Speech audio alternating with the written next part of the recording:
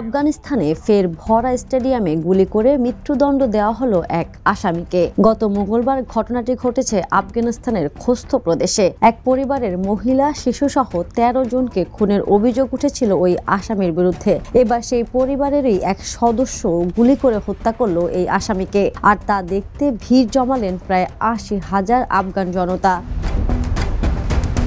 আফগানিস্তানে 1996 থেকে 2001 সাল পর্যন্ত তালেবান শাসনের আমলে প্রকাশ্যে মৃত্যুদণ্ড দেওয়া খুবই স্বাভাবিক বিষয় হয়ে উঠেছিল। তবে 2021 সালে তালেবান পুনরায় ক্ষমতায় ফেরার পরে এমন ঘটনা খুব বেশি দেখা যায়নি। দ্বিতীয়বার আফগানিস্তানে তালেবান সরকার গঠনের পর থেকে এই নিয়ে 11 বার প্রকাশ্যে মৃত্যুদণ্ডের ঘটনা ঘটল। তার মধ্যেও গত এপ্রিলেই একই দিনে আফগানিস্তানের 3 প্রদেশে পৃথক পৃথক স্টেডিয়ামে 4 জনকে প্রকাশ্যে মৃত্যুদণ্ড দেওয়া হয়। সাম্প্রতিক সময়ের এই ঘটনাগুলির জেরে ফের একবার উদ্বেগ প্রকাশ করতে শুরু করেছে বিভিন্ন আন্তর্জাতিক গোষ্ঠী।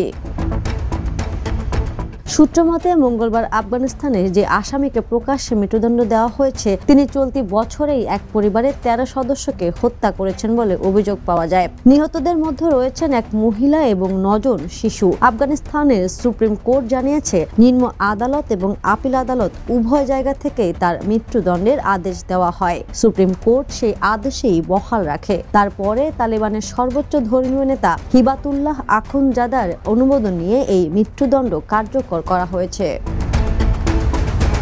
এর আগেও বিভিন্ন প্রদেশে বহু মৃত্যুদণ্ড ও বেত্রাঘাত কার্যকর করেছে তালেবান। মানবাধিকার সংগঠনগুলো জনসমক্ষে শাস্তি বন্ধের দাবি জানালেও তালেবান বলছে আইন শৃঙ্খলা রক্ষাই তাদের নীতির মূল ভিত্তি।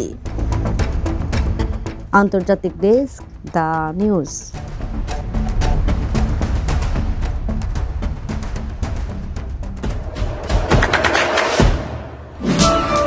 দেশে দেশে সবার সাথে দ্য নিউজ।